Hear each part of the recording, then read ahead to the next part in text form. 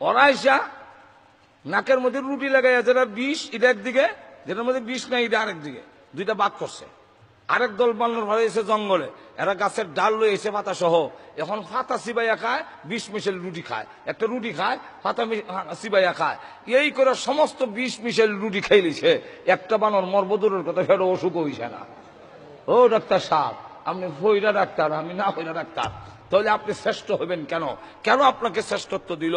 এইভাবে যদি সব বলতে যাই আজকের সময়ে সম্ভব না। আরেকটা জিনিস লক্ষ্য করে দেখেন, ফেরেশতা নূরের তৈরি, জিন্নাত আগুনের তৈরি, আর আমরা একটু জোরে কম মাটি। মাটি হইলে ভালোই আছি, আমরা মাটির ঠিকানা নিছে ঘুমাই গেছেন। আল্লাহ নিজে বলেন, কুতিলাল ইনসানু মা আকফারাহু মিন আইয়ি শাইইন খালাকা। আল্লাহ বলে, মানুষ, মিন আইয়ি শাইইন খালাকা, তুমি কিসের তৈরি জানো কি? আমরা এর জবাব জানতাম না, তাই আল্লাহ নিজে আয়াত নাজিল করে বলেন, কিসের তৈরি তুই জানোস না? আমি আল্লাহ ব্যাখ্যা দিয়ে কই, মিন নুতফা, তোরে নুতফা দিয়ে তৈরি করছি, মাটিও না, ডাইরেক্ট মাটি না, এমন বস্তু দিয়ে তৈরি করলাম যেটা মুখে উচ্চারণ করতে লজ্জা হয়। নুতফা কইছে, আপনারা বেশি শরম লাগছে না? বাংলা নামটা কইলে আপনারা কইবা এটা না কইলে বলা জোরে কোন, ঠিক না? ঠিক না? বুকো তাওয়া দিয়া মাথে, আমি সবজির হুয়া, আমি সৈয়দের হুয়া, আমি খান, আমার বাপ খান রাম, আমরা খান গোষ্ঠী, কিন্তু নাপাক পানির ফয়দা ইহান কয় না। আর তো জোরে কর না। দুধের কেজিও 50-60 টাকা কেজি, কিন্তু আপনি আমাকে যেই পানি দিয়ে বানিয়েছেন 40 পয়সা দিয়েও কেউ নিত না। জোরে কোন, ঠিক না? ঠিক না? এমন একটি নাপাক পানি দিয়ে সৃষ্টি করলো, অথচ মর্যাদার বেলায় নূরের তৈরি ফেরেশতার চাইতে বেশি, এত সম্মান বেশি হওয়ার কারণটা কি? ঘুমাই গেছেন নাকি? বলবো কোন কারণে এত দাম? আল্লাহ রাব্বুল আলামিন আমার তেলাওয়াতকৃত আয়াতে বলে দিয়েছেন সেই কারণটা, যে কেন তুমি এত দুর্বল হওয়ার পরেও, কেন নিকৃষ্ট জিনিসের তৈরি হওয়ার পরেও ফেরেশতা তোমার খেদমত করে, ফেরেশতার চাইতে তুমি দামি, তুমি সবচাইতে ইজ্জত ওয়ালা, তুমি সবচাইতে সম্মানী। এটার কারণটা কি? এর কারণটা হলো আল্লাহ পাকের কোরআনের এলেম মানুষের কাছে আছে, কোন প্রাণীর কাছে না। আর তো জোরে কম। মানুষকে আল্লাহ রাব্বুল আলামিন এলেম দিছেন। এলেম কি দিছেন? আর তো জোরে কম, কি দিছেন? এলেম। وعلم آدم الأسماء كلها।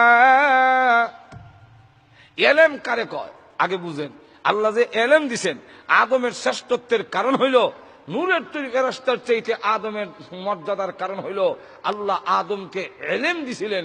এলেম কাকে বলে? আমরা মনে করি আল ইলমু দানিস্তন, এলেম অর্থ জানা, জানলেই এটার নাম এলেম, আর যারা জানে তাদেরকে আলেম বলে। আমরা মনে করি এরকম না, জানার নাম এলেম না, জানলেই আলেম হয় না। যদি জানার নাম এলেম হইতো তাহলে আমাদের দেশের বড় বড় শিক্ষিতরাও আলেম হইয়া নায়েবে নবী হয়ে যাইত। একটু জোরে কম হইতো না? আমার এলাকার এক নেতা ভাষণ দেয়, মোল্লারা খালি নায়েবে নবী, আমরা নায়েবে নবী না। কারণ আলেম যারা তারাই তো নায়েবে নবী, তো আমরা তো আলিম, আমরা তো জানি, আমরা তো জ্ঞানী। আমি এলাকার যাওয়ার পরে এখন দেখিও বলো খালি স্লিপ দেয়, কজোর নায়েবে নবী লয়ে ফেস লাগিয়েছি। কি ব্যাস বলে নেতাও কয় নাইবে নবী, হন নাইবে নবী লয়ে তো ফেস লাগিয়েছি। আমি বললাম দেখেন, সব কথার উত্তর দিতে নাই। এর কারণ হলে আল্লাহ কোরআনে না করছে, অনেকে অনেক কথা না বুঝা কয়, সুতরাং হের উত্তর দিয়া মায়ের ছাড়া কোনো গতি নেই। তো তার কথারও উত্তর দিয়া লাভ নাই। আমাদের দেশের এক বেটা লেয়াবরা জানে না, চেয়ারম্যান হয়ে গেছে, ওইয়া ইউনিয়ন অফিস লাঠি লয়ে বইতে, মেম্বাররা দিবি হইলে লাঠি গোড়া। হে মেম্বার, জানো না আমার যে কলমের জোর নাই, লাঠির জোর আছে? দিল কেন? এক মেম্বার জিগায়, এই মেম্বার দিল কেন? মেম্বার কয়, চেয়ারম্যান সাহেব আমার একটা সমস্যা ছিল। কি সমস্যা? বলে আমার ওয়াইফের ডেলিভারি কেস। ডেলিভারি কেস বুঝেন তো আপনারা? না বুঝেন না? আমার ওয়াইফের ডেলিভারি কেস।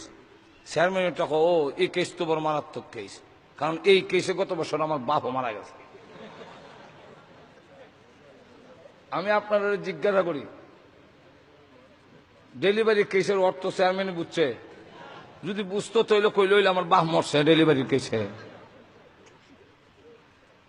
মূর্খ চেয়ারম্যানে যেমন বুঝছে না ডেলিভারি কেসের তর্জমা, ওই নেতায় নাইবে নবীর তর্জমা বুঝছে না। আর তো জোরে কন্যা, সব জ্ঞানের নামে এলেম না। এলেম হলো, এলেমের সংজ্ঞা হলো আল ইলমু নূরুম মিন ইলাহি, আল্লাহর প্রদত্ত একটি জ্ঞানের লাইটের নাম এলেম।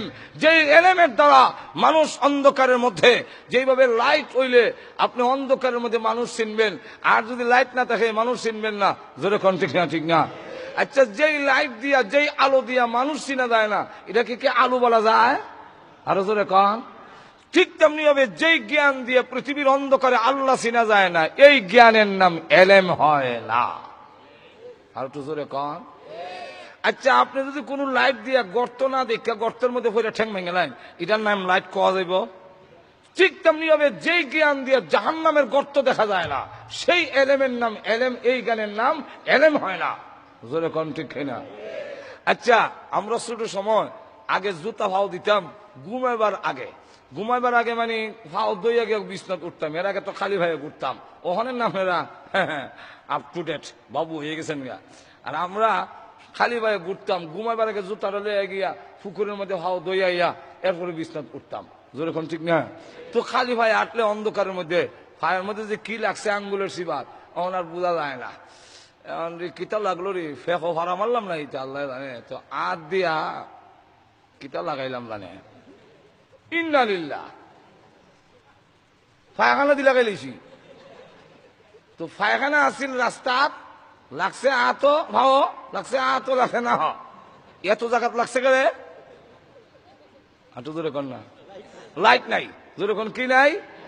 ঠিক তেমনি ভাবে যেই জ্ঞান দিয়া শিরিকের গুনাহ, বেদাতের নাফাক, শিরিকের নাফাক, কুফরের নাফাক, হারামের নাফাক চিনা যায় না, সেইটাকে কখনো লাইট বলা হয় না, সেটাকে এলেম বলা হয় না। যেরকম ঠিক না? ঠিক না? তাই এলেম কারে কর? আল্লাহ রাব্বুল আলামিন বলেন, মানুষকে আমি আল্লাহ এলেম দিয়েছি, এমন একটি নূর মানুষের ভিতরে দিয়েছি, এটার নামে আল ইলমু নূরুম মিন ইলাহি। আল্লাহ প্রদত্ত এমন একটি লাইট মানুষকে দিয়েছেন, যার নাম ইলমে ওহী, কোরআনের লাইট। এই লাইট যার ভিতরে থাকে, অন্ধকার পৃথিবীতে এসে কখনো আল্লাহ বলে না, আল্লাহ চিনিলায়। জোরে কোন ঠিক কিনা? কোরআনের লাইট যদি না থাকে, আল্লাহর কসম পৃথিবীর মানুষ যত বড় শিক্ষিত হোক, মহান আল্লাহকে চিনবে না। আর কোরআনের লাইট যদি আপনার আমার সন্তানের ভিতরে, আমার ভিতরে থাকে, অন্ধকার পৃথিবীতে মরণের আগেও মহান আল্লাহকে ভুলবে না। যেরকম ঠিক কিনা? এই জন্য হযরত আলী রাদিয়াল্লাহু আনহুকে এক ইহুদি জিজ্ঞাসা করেন, আলী তোমার মতো জ্ঞানী হইয়া যা দেখা যায় না তা তুমি বিশ্বাস করো কেমনে? হযরত আলী বলেন, আমি যেই জিনিস দেখি না এই জিনিস বিশ্বাস করি না। এমনি ইহুদি লোকটা ডাক দেবেন, আলী রে আল্লাহ দেখা যায় না, তাহলে আল্লাহ বিশ্বাস করলে কেমনে? হযরত আলী বলেন, এই প্রশ্ন যে তুই করবে এটা আমি ভালো করেই জানি। যেরকম ঠিক কিনা? জানি না বুঝছেই আমি উত্তর দিয়েছি। দেখ ইহুদি, আমি আগে বলেছি যা দেখি না আমি তা মানি না, আল্লাহ যখন মানি। তুমি বুঝে নাও আমি আল্লাহকে দেখে শুনি ঈমান এনেছি, না দেখা ঈমান আনি নাই। ইহুদি লোকটা ডাক দিয়ে বলে, আলী রে আল্লাহ তো দেখা যায় না, তোমাদের কোরআনেও আছে লা তুদরিকুহুল আবসার, এই চর্মচক্ষু দিয়া আল্লাহকে আয়ত্ত করা সম্ভব নয়, তাহলে তুমি আল্লাহ দেখলে কিভাবে? উনি বলেন, দেখা দেখা দুই রকম। কয় রকম? একটা ডাইরেক্ট আর একটা ইনডাইরেক্ট, একটা সরাসরি আর একটা গুড়াইয়া। আমি উদাহরণ দিলে আপনারা বুঝতে পারবেন। আয়নার সামনে দাঁড়াইলে দেখা যায়নি, একটু জোরে কম, সব আয়নার দেখা যায়নি। জোরে কন না, সব আয়নার দেখা যায় না। কোন আয়নার দেখা যাক? যে আয়নার পিছন দিয়ে ফারত লাগাই। জোরে কন ঠিক কিনা?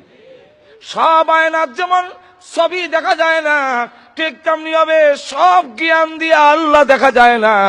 আরে ইহুদি, ওই আয়নার মধ্যে যেমন দেখা যায় কিন্তু ধরা যায় না, ছোঁয়া যায় না, বাংলেও আপনারে পাওয়া যায় না। ইহুদি সব জ্ঞান দিয়ে আল্লাহ দেখতে পাবে না। কোরআনের জ্ঞান তুই ভারত লাগাক, তোর জ্ঞানের সাথে কোরআনের আলো যদি লাগায় দাও, প্রত্যেকটা মাখলুকের দিকে তাকায় দেখ, আমার মহান আল্লাহর ছবি প্রত্যেকটা মাখলুকের ভিতরে দেখা যায়। জোরে কোন ঠিক কিনা?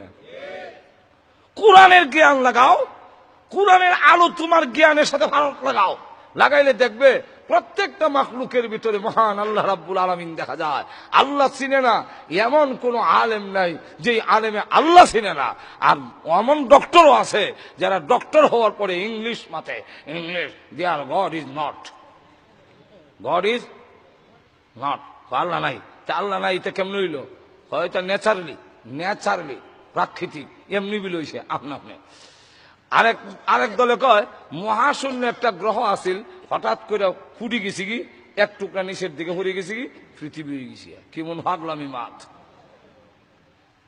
আচ্ছা, আজকের মাইকে যদি কোনো বক্তা ওয়াজ করে, ভাইয়ের আমার, এখানে একটা লোহার টুকরা আছিল, হঠাৎ করে ফুটে গেছি কি, এক টুকরা স্ট্যান্ড হয়েছে, একটা মাউথ পিস, একটা মেশিন, একটা ব্যাটারি, একটা ইউনিট, একটা হরন, হঠাৎ করে আম্মা গয়া গেছে। আপনারা সবে কইবেন যে এই মোল্লার মাথার তার ছিঁড়ে গিয়া।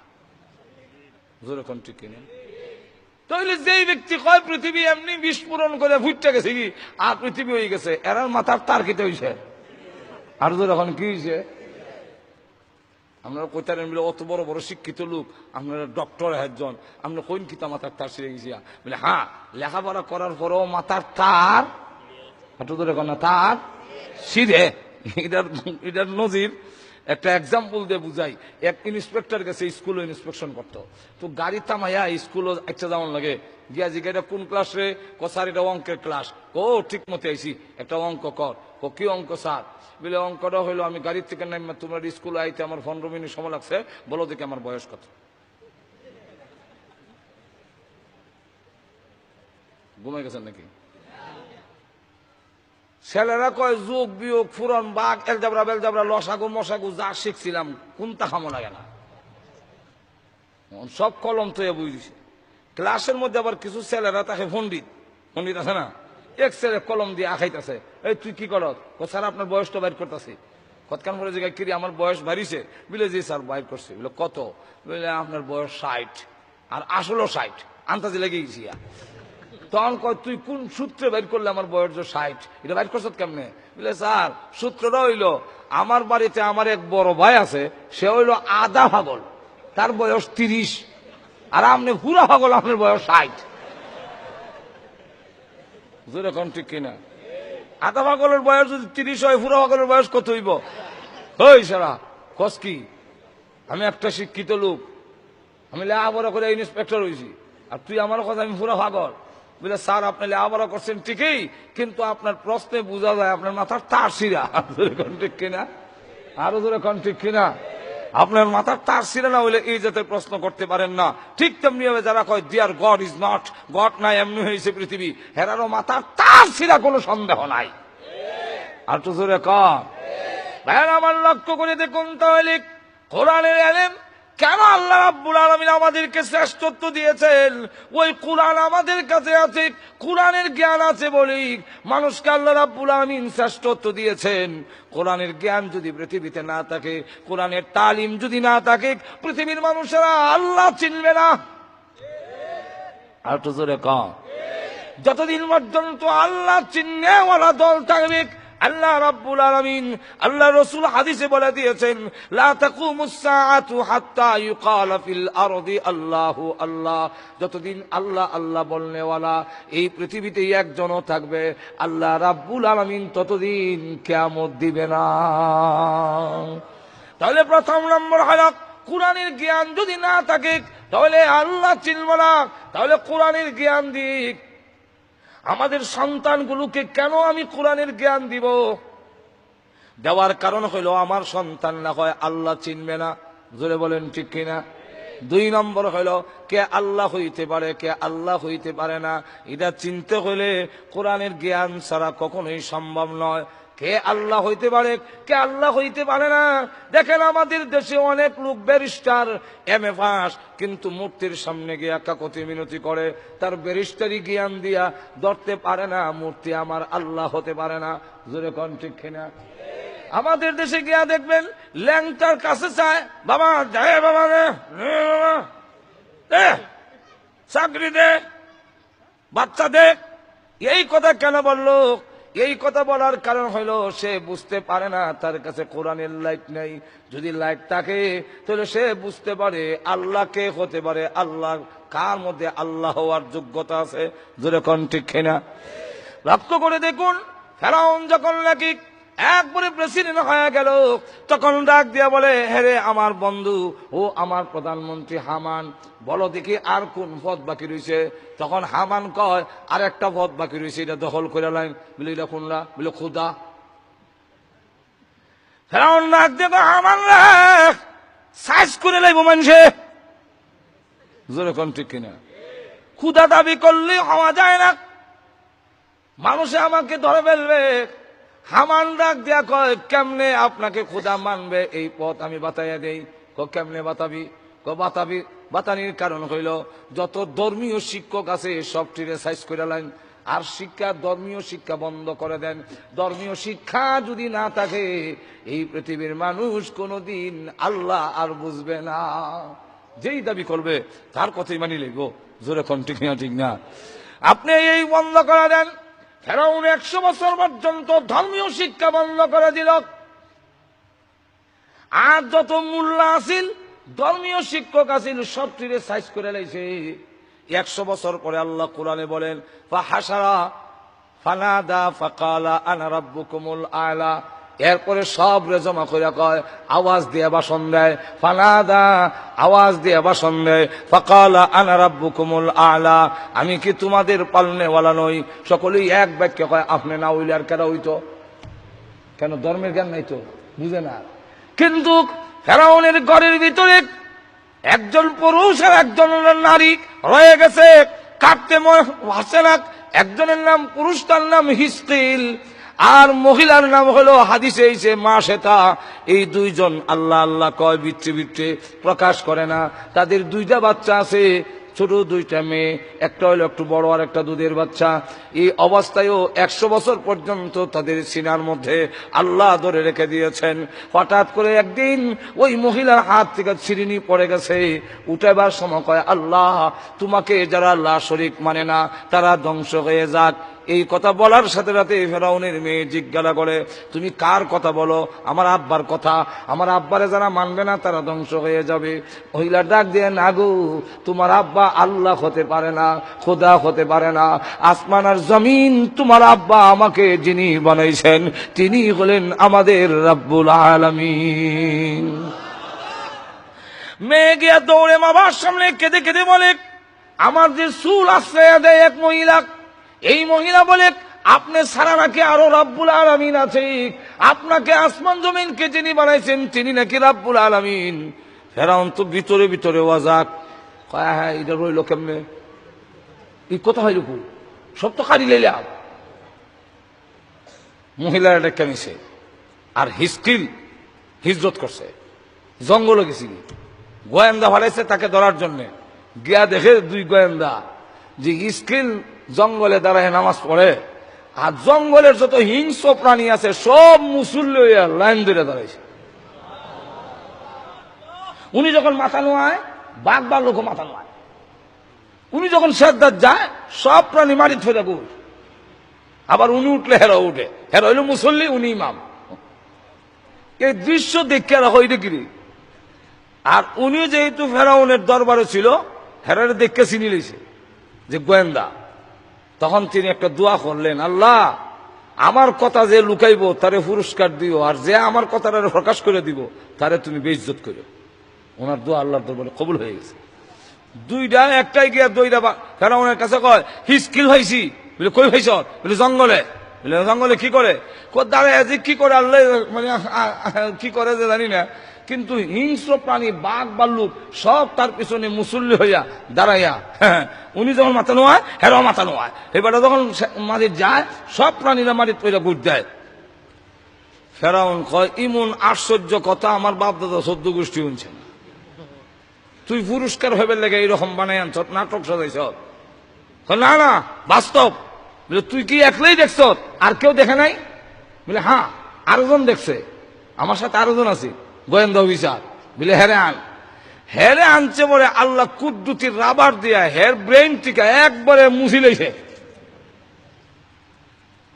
কিরে হে যে কইল হিস্কিল বিলে জঙ্গলে দাঁড়ায় কি করে হিংস্র প্রাণীর পিছনে লাইন দিয়ে রাখা, এতে কি কথা সত্য? এখন জিন্দিগি তুই মন ঘটনা মিলছিল, আল্লাহ বুলাই দিছে। এমনি জল্লাদ হুকুম দিছে এ রেখা দিলা, আর যে কইছে যে দেখছে না এর পুরস্কার দিয়ে বিদায় দেয়। মা সাথে এমন গ্রেফতার করছে, হ্যাঁ মহিলা তুমি নাকি আমার ক্ষুদা মানো না? বলে না। কেন মানুষ না? কল্লা মানার কারণ হলো তুমি ক্ষুদা হতে পারো না, আমার ধর্মীয় জ্ঞান রয়ে গেছে। এখন লক্ষ্য করে দেখেন যে মা সেটা কয়, তারা জিজ্ঞাসা করে তুই আমার ক্ষুদা মানুষ না কেন? সে কয় আমার কাছে এলেমের লাইট আছে, ধর্মীয় জ্ঞানের লাইট আছে, এই লাইট দিয়া দেখি তুমি ক্ষুদা হওয়ার যোগ্যতা রাখো না। বলে কেন? তুমি যদি ক্ষুদা হবে তো ইমন বম্বাস্টিক মার্কায় এক নাক কেড়ে তুমি নাকটারে সাইজ করে বানাইলে না, এখানে যে নিজের নাকটারে সাইজ করে বানাইতে পারে না সে অন্যের মাবুদ হইতে মাবুদ হইতে পারে না।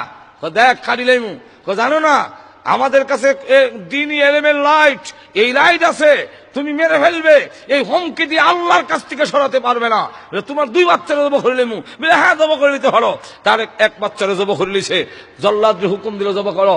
জব করে যখন গরম তেলের মধ্যে ছেড়ে দিছে, তখন মেয়েটা কাটা গলা অবস্থায় ডাক দিয়ে এখন মা ঘাবড়ায়েন না, যদিও আমাদেরকে কেটে ফেলেছে কিন্তু পরবর্তী জিন্দেগি শুরু হয়ে গেছে, কিয়ামতের মাঠে আপনার সাথে আমার আবার দেখা হবে, চিন্তার কারণে।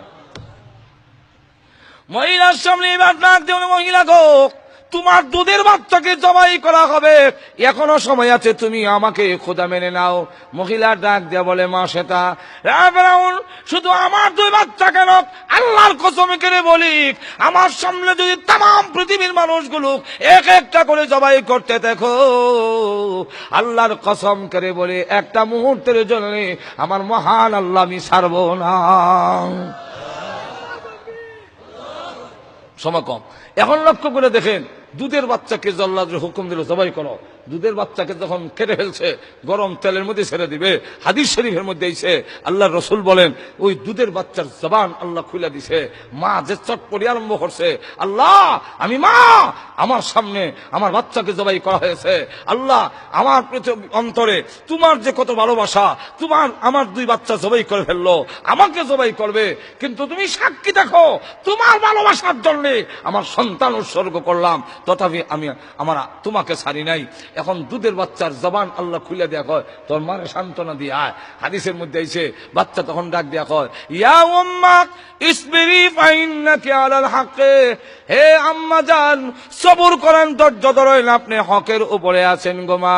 যদিও গলা কাটে কষ্ট হয় না, গরম তেলে ছাড়লে কষ্ট হবে না মা গো, গরম তেলে ছাড়তে দেরি হয়, আল্লাহর তৈরি জান্নাতের ভিতরে যাইতে 1 মিনিট দেরি হয় না।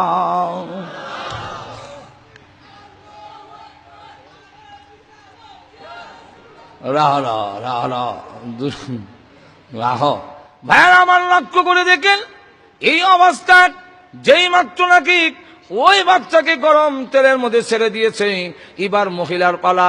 মহিলা ডাক দে বলে ওরে ফেরাউন আমাকেও জবে করবে, কিন্তু একটা ওসিয়ত। কি ওসিয়ত? আমাকে জবাই করে গরম তেলের মধ্যে যখন ছেড়ে দেওয়া হবে ওই সময় হাড্ডিগুলো আমার বাচ্চাগুলোর যেইভাবে আলাদা হয়ে গেছে আমারও আলাদা হয়ে যাবে, 3 জনের হাড্ডিগুলো এক জায়গায় দাপন কইরো, এই হলো আমার ওসিয়ত। ফেরাউন ঠিক আছে ওসিয়ত মানলাম। 3 জনের হাড্ডি এক জায়গায় দাপন করা হয়েছে। এক কবরের মধ্যে দেওয়া হয়েছে। মহিলার উদ্দেশ্য হলো কিয়ামতের কঠিন ময়দানে যেদিন উঠব আমি আল্লাহর দরবারে আমার দুই বাচ্চা সহ আমার গলা কাটা যে যে অবস্থায় শহীদ হয় ওই অবস্থায় আল্লাহর দরবারে উঠবে।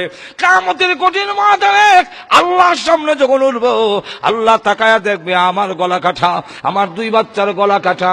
আল্লাহর দরবারে হাজির হয়ে বলবো, প্রভু গো, তোমার জন্য আমার গলা, আমার জীবন এবং আমার বাচ্চাদের জীবন উৎসর্গ করেছি, তথাপি তোমাকে ছেড়ে দেই নাই। এই কারণে এক জায়গায় দাফন করার জন্য ওসিয়ত করেছে। দাফন করেছে ঠিক।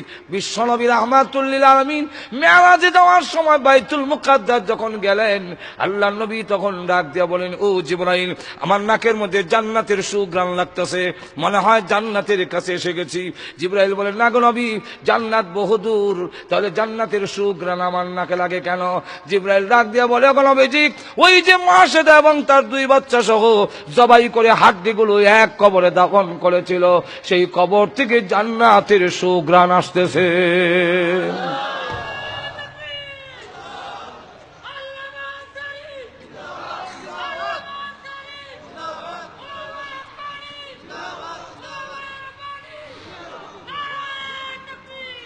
তুমি লক্ষ্য করে দেখেন যে আল্লাহ, আমাদের দিন শিক্ষার প্রয়োজন কি?